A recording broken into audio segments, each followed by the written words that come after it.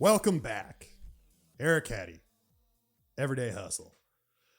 Great podcast the other day with my mom. Had a lot of fun recording it. It was learning how to do picture in picture. It was getting to talk to my mom. It was my first true interview style podcast, and I really enjoyed it. So much so that my very next guest will be Kyle Bennett, who I will be interviewing Monday. Kyle is my best friend of almost 20 years. We used to be enemies. We were both competing for the same first position, well, really the only position, jazz guitar player in the Waseca High School Jazz One band, which yours truly took the seat, of course. But we became insanely close friends. He has stood in both my weddings, and just a good fucking dude who has a lot to talk about, can share some embarrassing stories about me. But more than anything, he's a hustler. He knows how to sell. He knows how to lead. He just wrapped up getting his MBA from the University of Minnesota. So he's smart. He's wicked smart. So I'm excited to interview him on Monday. That'll be good stuff. But no, good feedback. Highest views by far of my YouTube videos and most downloads of the podcast thus far of the whole 6 episodes. So thank you. And if you're new, welcome. I promise it's not going to suck. And I say that every episode, and then sometimes they suck, but that's okay. Here's all week, or really for several weeks now, in my industry, our primary go-to-market is door-to-door sales. I've never understood door-to-door sales because I look at everything through the lens of myself as the consumer, and I would never open the door for a door-to-door salesperson. In fact, it wasn't until I went into the satellite industry, where they also sell a lot door-to-door, that I started opening the door purely just to hear them pitch. And if they were worth a shit, then I pitched them on becoming their own business directly with me. So I tell you that because I'm really struggling with, it's a very, so I'll back up here. The note, because remember, I don't prepare. So I have a very limited group of notes here, and one of them is old school sales techniques that won't die. And door-to-door is kind of one of those techniques that just won't die. And I'm not entirely sure why.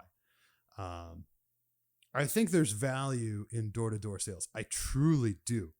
The issue I see with door-to-door sales is the bad reputation it's gotten because of the brotastic, like Monster Energy drinking, gelled hair, just douche canoes that tend to, I gotta fucking edit that part out. I'll get ripped apart at work for making fun of our own. I just don't get it. I follow these groups on Facebook and on LinkedIn that are door-to-door focused, and they talk about, oh fuck yeah, I just sold a fucking customer that had a no soliciting sign on their door. Fuck yeah, woo!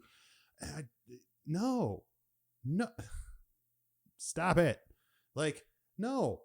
If a customer has a no soliciting sign, that's not a fucking challenge. That's not a I bet you can't.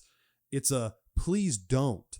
So just fucking, I mean, there are how many hundreds of millions of houses in this fucking country? You feel compelled to knock that one? Like, how many times does that actually work? How many fucking times do you go up to a door that says no soliciting and the customer's like, oh shit, I hate solicitors, but I'm so glad you're here because I need what you have. No, fuck that. It's stupid. Like, That's what gives door-to-door solicitors a bad name, because at the end of the day, that's the one that gets recorded on a fucking doorbell camera, and the video's now on Twitter, and everybody in the fucking neighbor, like, do you have Nextdoor app on your phone? Mine is constantly like, there's these guys going door to door, and I think it might be a scam. Why the fuck do they think it's a scam? Because every door-to-door rep has come off like a skeezy fucking used car salesman, and it drives me insane. It's not that hard to be an effective salesperson and not be a fucking skis. Like, Jesus Christ. Sorry, it's that is 8 weeks of social media complaints directed at my company that's just gotten me over the top. So then you get, let's say the door-to-door guy knocks a door that doesn't say no soliciting. And have you ever listened to a fucking door-to-door sales guy's pitch? Like, half these motherfuckers listen to fucking Grant Cardone. And I fucking hate Grant Cardone. I don't give a shit how many millions of dollars he has. He's a fucking skis bag. And a private jet's a dumb fucking spend of money. So Grant Cardone's theory is don't take no for an answer, which is fine. That's how I got my wife. Wow, okay. Scrap that. That came off a little rapey. It's okay to take a no, backtrack, re-explain yourself, reposition your pitch. But guess what? You get another no, it's a fucking no. Anything after that, it's going to be a bad experience for the customer. Half the time, man, I wish that the analytical side of me just would love to be able to categorize customers that were pressure sold and look at what the attrition curve of those customers is on a subscription-based service. Because I guarantee they are so fucking ready to get out of that contract because they got taken for a ride. It just drives me nuts. Old techniques that won't die. Like, I don't know. Like, okay, let's get out of my industry. You know what I love doing? I love buying cars. Do you know why I love buying cars? Not partially because I love cars, but because I am a salesman. I know all the bullshit techniques that you're going to use against me. You don't have to go fucking talk to your manager. And no, the conversation doesn't start with what do you want your payment to be? That's not how this fucking works, dude. If I come in and I tell you I want a $500 a month payment or less, and he goes back and says, well, this guy's got A+ credit, his payment's only gonna be like $425. I can put him on a higher interest rate, or I can go sell him more. When the last 2 cars I've bought, I've gone in and said, listen, this is the car I want. I pointed directly at the car I drive today. I said, this is the car I want. This is the price I'm going to pay. I already have financing lined up. Do we have a deal or not? And it's still this fucking, like, when I bought my Lincoln, I went in and I said, hey, I know this is the car I want. This is what I'm going to pay. And he says, okay. And I said, and I want to test drive it overnight because my wife's busy and I want to make sure that she likes the car and understands why I'm about to spend the money I'm going to spend because it's a cool fucking car. And so I take the car home overnight. I come back the next day. I come in cool as a cucumber, not showing any emotion for that car whatsoever, though I really fucking wanted that car. But I just said, hey, it was all right. Not bad. And I said, so do we have a deal? And he goes, no, I can't do that price. All right. Thank you. Now let me back up.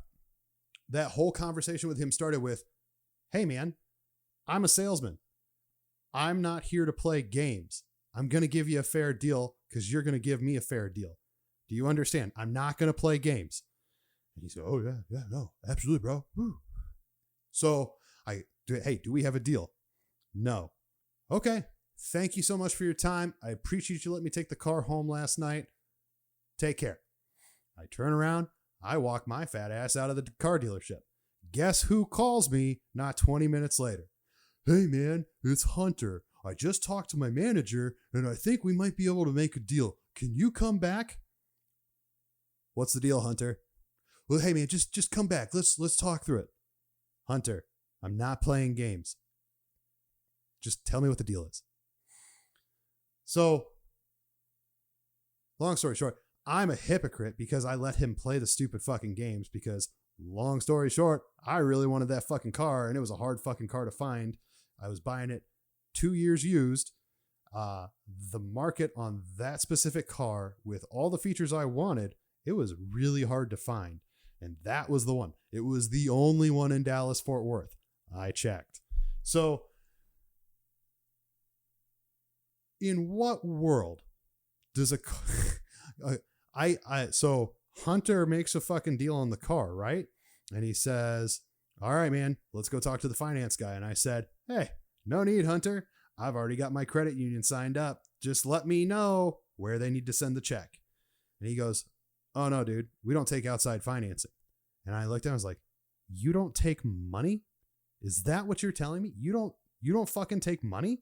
And he, all right, Hunter, thank you so much. I'll talk to you soon.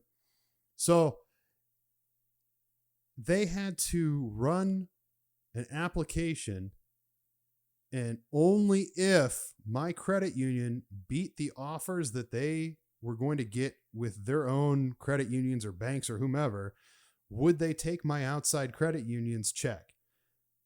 They didn't want to take money. They didn't want to take money they weren't going to make money on. That's the bigger issue. That whole industry, the car industry, they make probably more money on the financing of the car than they do on the car itself, and there's a bigger problem there. So anyway, this is turning into an old man boomer rant, and I'm not liking it, but it got me fucking fired up. Old school techniques that just won't fucking die. God damn it.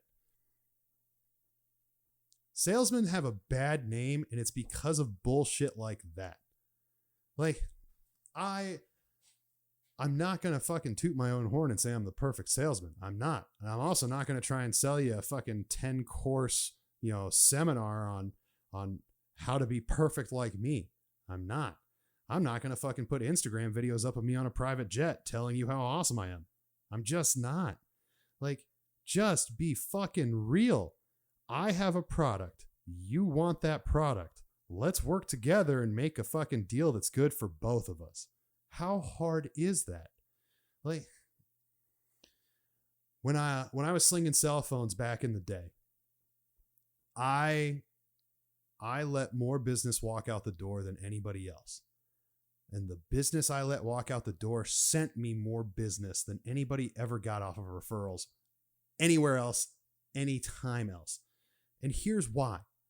So back in the day, and this is going to date me a little bit, you would have to pay per text message, and you would have to pay per megabyte of data, and you had to choose how many minutes you wanted on your cell phone plan, unless the call was after 9 p.m. and that shit was free.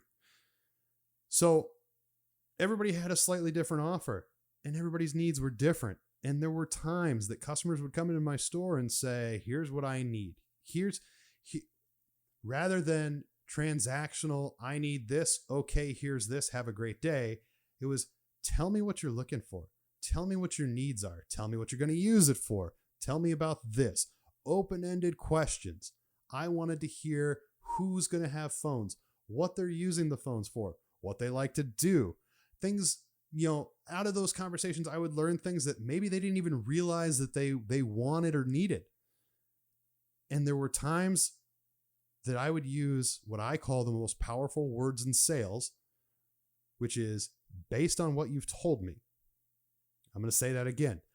Based on what you've told me, because all you're doing is repeating back to the customer exactly what they told you.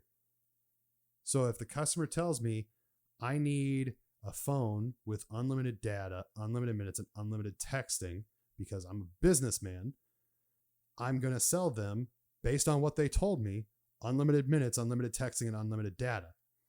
But if it's fucking, Sally Soccer Mom who just uses it in emergencies, I'm not going to fucking sell her on unlimited minutes, unlimited texting, unlimited data.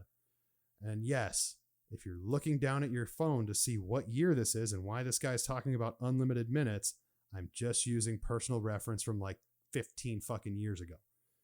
But based on what you've told me, why can't, I'm going to go back to my industry now for a minute. Why can't more security sales guys listen to a customer, have a conversation with a customer? Stop using, oh my God, I just thought of another one. We'll come back to it. All you have to do is have a conversation and make a recommendation based on what they've told you, and a customer will be yours for life. Now, so more customers walked out the door because of me than anyone else. And I say that because there were times where my honest to God answer to a customer was, I don't have the product you need, but here's who does. Go down the street to AT&T. Go down the street to, whoever, I work for Verizon, to go to Sprint. And here's why. They have what you need based on what you've told me. And they're like, you don't want to sell me something? Of course I want to sell you something, but I would be doing you a disservice if I sold you what I have. There's a better deal out there. Go get it. And guess what? They did. They would leave and they would go get it. But people fucking talk. And in these conversations, they would say, man, there's this fat fuck that wears this double Windsor pink tie at the Verizon store up on 159. And you should go talk to him because he'll tell you exactly what you need. And he's honest. And he's not going to just take you for a fucking, take you through the ringer and hold you upside down and dump your pockets. He's actually looking out for you and your best interest. That, my friends, is a fucking salesperson. Not what you see when you close your eyes and think stereotypical sales guy. Stereotypical sales guy is the dude that's fucking chugging Monster Energy and smoking cigarettes and fucking going for the kill, even if that's not what the customer wants or needs. Stop it. So I just thought of another old technique that just won't fucking die. And again, it's in the security industry, and it's scare tactics. In the early 90s, well, it's probably like mid-late 90s, when home security was really like, you either lived in the hood or you had money, because those were the only two people who wanted or needed security. And the way it was sold, think back to Brinks Home Security commercials back in the 90s. It was a masked robber breaking into a house and a siren going off and the police immediately showing up, and the white family was nice and safe because of Brinks Home Security. I should stop using that name. I might bleep that out. That shit may have worked back then. It doesn't work now. You can't scare somebody into buying a product. There's a joke to be made there, but I'm not going to. There's a guy I met a couple of years ago who was selling home security, not in my program. And he was telling me, yeah, anytime I go into a new city, I go pull the crime reports. And when I knock a door, I say, did you know that somebody was raped 2 blocks away last week? You need security. And it worked. You don't fucking scare people into signing their life away for 3 years. That's not how this fucking works. There is a true need and value for the product. Scaring somebody into it is not it. If somebody's buying out of fear, it should be because something happened to them or to someone they know that triggered them to buy a security system. I bought my first security system because a stranger walked into my house by accident, because all the fucking houses looked the same, but it was still a little freaky. And when I walked to the door, because, it was a cookie cutter DR Horton house and it had a security system in it. It was really just a door chime more than anything, because we never signed up for the service, because I was like, that's a fucking waste of money. We live in a safe neighborhood. We're fine. This guy walks in and I hear the door chime. And so I get up and I walk to the front of the house, and he looks up and sees me, and thank God I hadn't spoke yet, because I look scary, but I don't sound scary. And he's like, I'm in the wrong house. I'm so sorry. I thought this was the address. And before I could even open my mouth, like, he had this look of panic in his face. I could clearly tell it was truly the wrong house. This was not just some guy trying to talk his way out of breaking in. It was truly this dude walked in the wrong house. But he before I could say anything, he says, "Thank you so much for not shooting me," because we live in Texas. I'm not really into that. So yeah, scare tech, old fucking techniques that just won't die. God, I fucking hate it. It's 2020.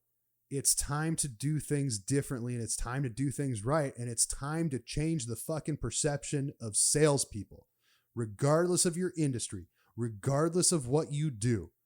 Salespeople should have a better reputation, but it starts with fucking salespeople. We, as a whole, have to do better if we're going to be respected.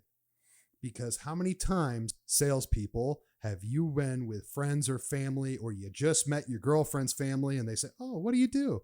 "Oh, I'm in sales." Oh. The only way you should be able to tell that somebody is a salesman is if their spouse is 10 times hotter than them, because they're a salesman. You're welcome. I could rant about this, and there is a group who falls into everyone I've just been bitching about, who's going to see this or stumble upon this or hear this, and they're going to go, "Fuck that guy. He doesn't know how to sell. He's not a salesman. I knocked 80 doors and sold 70 systems. Fuck that. I will go toe to toe with anyone, and I will outsell you, and I will get more referrals, and I will have better retention of my customers, and I will make more money, and I will do it the right way.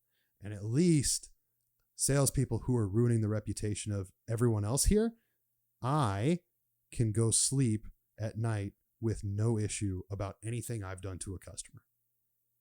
Can you? That, my friends, is my old man rant for the night, because I've had a Mick Ultra when you really want to be an alcoholic, but watch your girlish figure. I don't know. I've been in a feisty mood all day. I had a rough day, and this shit's been wearing on me. And so I hope, I pray actually, that this gets more views and more downloads than anything else I do in the future of this podcast.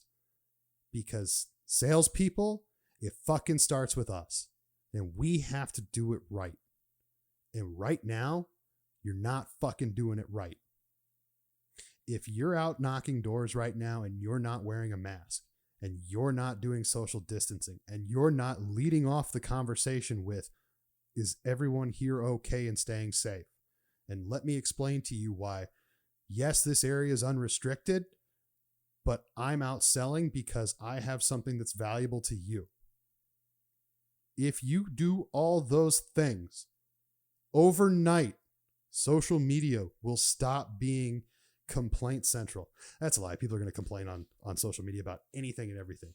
But there will be less frequency of this fucking door-to-door guy, or there's some shady people in my neighborhood, or whatever. Just fucking stop. Do it right. Be a genuine, honest person to every customer you sell, and you will never have these problems again. And I can get off my fucking soapbox and stop sounding like an angry old man.